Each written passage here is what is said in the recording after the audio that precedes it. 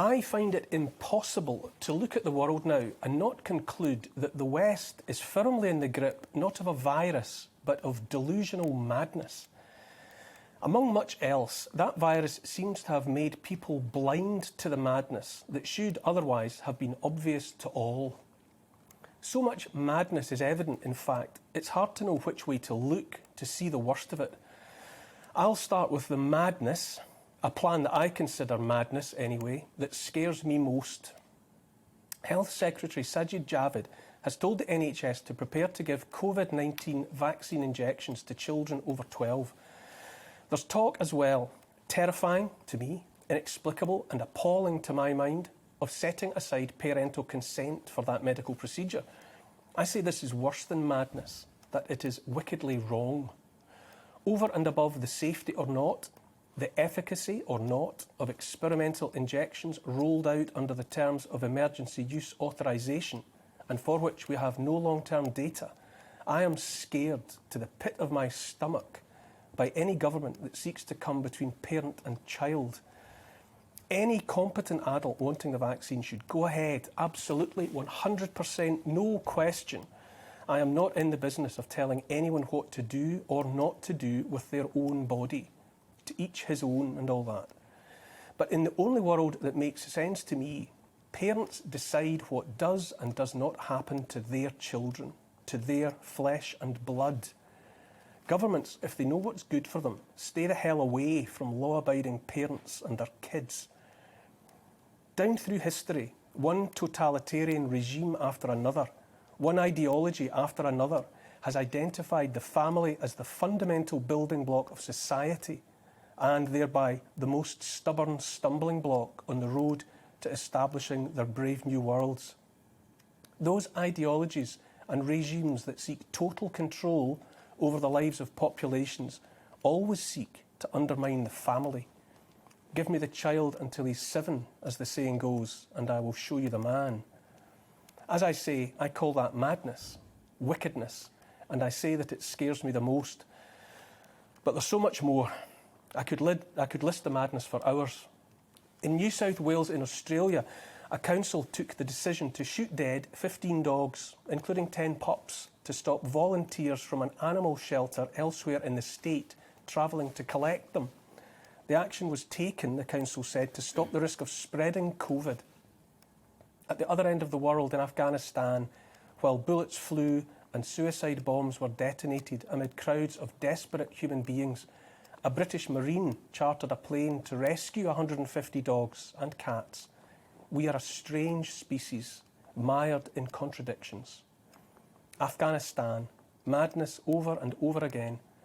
In the 4th century before the birth of Jesus Christ, Alexander the Great said it was easy to march into that country, but very hard to march out. In spite of those words of ancient wisdom, outsiders have been marching into Afghanistan and leaving behind a charnel house on the way out ever since. The Pashtun people make up the largest single ethnic group, between 40 and 50% of the population, although no census worth the name has ever been taken in Afghanistan.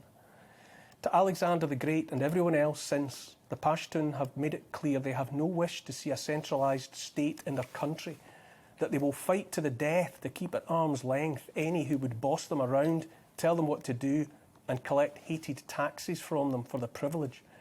The Pashtun, or their ancestors at least, have been saying as much for thousands of years, and no one has ever listened, and instead the bodies keep piling up. Madness. US President Joe Biden is only the latest to leave bloody footprints on the way out of Afghanistan. His country's exit has destabilised the world, made it more dangerous than before. Another horror show will play out in their absence. Madness. Back home in the US, on the southern border, President Biden's policies have created another and quite different humanitarian disaster, one made of unchecked immigration. It's been unfolding for months. Even mighty America is rocking on her foundations. On and on we go, madness everywhere. France has been using pepper spray on its dissenting citizens. In Australia, they're using the same, and rubber bullets and galloping horses. They're building quarantine camps in Queensland, with balconies and a view right enough, but camps just the same. In Canada, Prime Minister Justin Trudeau promises to spend $1 billion paying provinces in his country to set up and operate vaccine passport schemes to keep the unvaccinated, the unclean, out of businesses. In Scotland, my homeland, the SNP government has decreed 4-year-olds can choose their gender, take on a new name and use whichever toilets they want, and mummy and daddy don't need to hear a word about it. Which brings me back to where I started, worrying about governments that want into the sacred space, the erstwhile safe space made of parents and children together in their homes. Not content with interfering with families, the SNP have now wed themselves to the Scottish Greens, Marxist dinosaurs opposed to business, the oil business especially, to capitalism, to individual freedom, to wealth, to economic growth, even to the United Kingdom. Madness. The late great historian Kenneth Clarke made a television series in the 1970s and wrote a book.